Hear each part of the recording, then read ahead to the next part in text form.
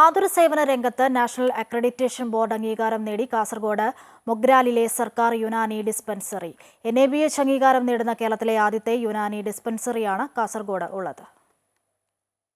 ആതുര സേവന രംഗത്ത് national accreditation board for hospitals and health കെയറിന്റെ അംഗീകാരം നേടി മൊഗ്രാലിലെ യുനാനി ഡിസ്പെൻസറി ശ്രദ്ധേയമായ നേട്ടം കൈവരിച്ചിരിക്കുകയാണ്.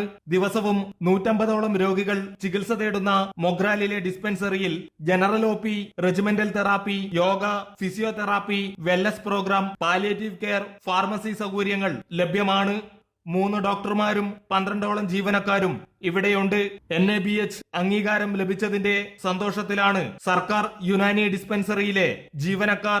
IP സൗകര്യമുള്ള ഹോസ്പിറ്റലിൽ കൊടുക്കേണ്ട എല്ലാ ചികിത്സയും ഒരു ഡിസ്പെൻസറി ആയിട്ട് തന്നെ നമ്മൾ കൊടുക്കുന്നുണ്ട് ഇവിടെ. പിന്നെ ലാബ് സൗകര്യങ്ങളുണ്ട്, അത്യാവശ്യമുള്ള എല്ലാ ടെസ്റ്റുകളും ഇവിടെ തന്നെയുണ്ട്. വൈറ്റമിൻ D അടക്കം ടെസ്റ്റുകൾ ചെയ്യുന്നുണ്ട്. പാലിയേറ്റീവ് കെയറിന് ഒരു ഡോക്ടറും ഒരു സ്റ്റാഫുണ്ട്. നമ്മൾ ആഴ്ചയിൽ ഏകദേശം ഒരു 4-5 ദിവസം ഡോക്ടർ തന്നെ രോഗികളെ പോയി പരിശോധിക്കും, വീടുകളിൽ പോയി പരിശോധിക്കും.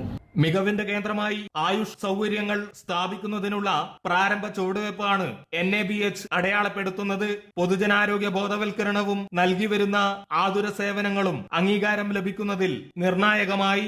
അമൃത ന്യൂസ്, കാസർഗോഡ്.